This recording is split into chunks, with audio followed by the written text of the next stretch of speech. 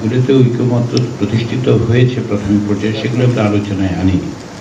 আর এই আলোচনার ক্ষেত্রে আমাদের যে চেষ্টাটা, সেই চেষ্টাটা হচ্ছে যে এটার অবস্থানে অবশ্যই তাদেরকে দলীয় এবং রাজনৈতিক বিবেচনা থেকে আপনারা থাকবেন, কিন্তু বিভিন্নভাবেই আমরা দেখছি যে সকলের আলোচনার মধ্য দিয়ে প্রত্যেকেরই চেষ্টা হচ্ছে এক জায়গায় আসা, ঐক্যমত্য প্রতিষ্ঠা করা।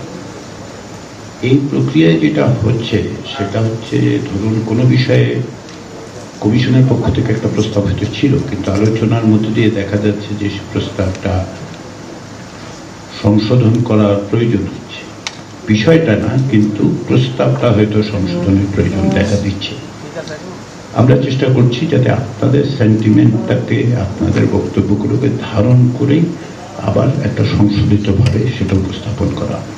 আমাদের লক্ষ্য হচ্ছে যে গুরুত্বপূর্ণ বিষয়গুলো যেন আলোচিত হয়, আমরা চেষ্টা করি একমতের জায়গায় আসতে। ফলে এই সংশোধিত ভাষ্যগুলো হচ্ছে যে আপনাদের আলোচনার পরিপ্রেক্ষিতে বিষয়ের গুরুত্ব বিবেচনায় আলোচনা। একটা উদাহরণ হচ্ছে, যেমন ধরুন এনসিসির যে প্রস্তাব ছিল, সেই প্রস্তাবটা অধিকাংশ দল, সংখ্যাগরিষ্ঠ দল ওইভাবে গ্রহণ করার ক্ষেত্রে আপত্তি জানিয়েছেন।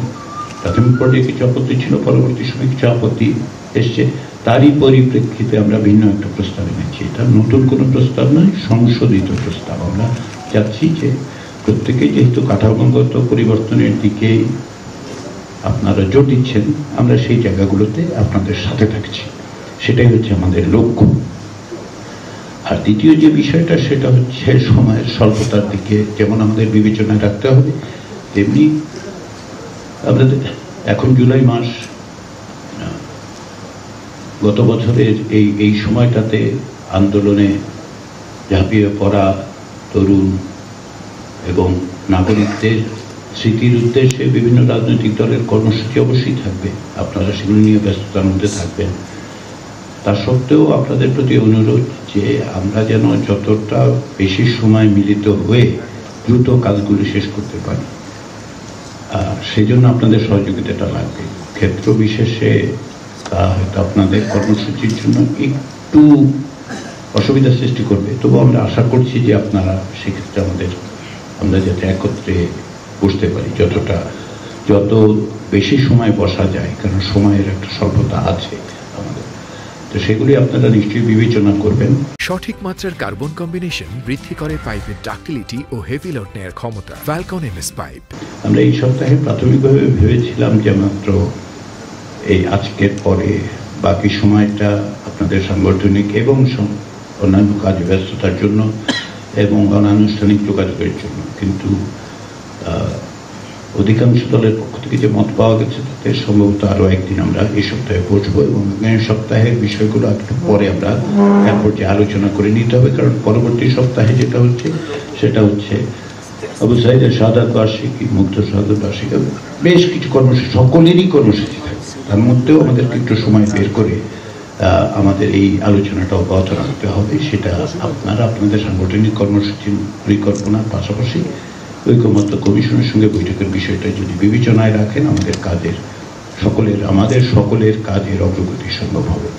ফলে আমরা চেষ্টা করছি, যেমন ধরুন যে কোনো বিষয়ে যখন আলোচনার পরপরই ফিরে গিয়ে কমিশন উপযোগীভাবে বসছে, কী করে সংশোধিতভাবে জিনিসগুলোকে আপনাদের বক্তব্য, আপনাদের অবস্থানকে ধারণ করেই তৈরি করা যায়, সেই চেষ্টাটা আমাদের আছে, সেটা আমরা অব্যাহত রাখবো।